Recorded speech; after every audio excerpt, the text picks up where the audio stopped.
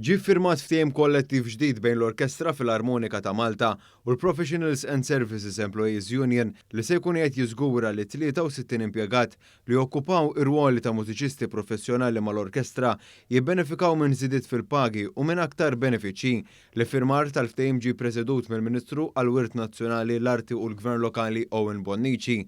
Il-Ministru Bonnici spjega li l-bidliet ewlenin f'dan il-ftehim kollettiv jinkludu żieda fil-paga bażika kif ukoll l-allowances aħjar għal manutenzjoni tal-istrumenti fost l-oħrajn għalli l-mużiċisti li jivvjaġġaw fuq xogħol se jibbenefikaw minn kundizzjonijiet u minn allowances li huma konformi mal-Public Service Management Code il-PSMC.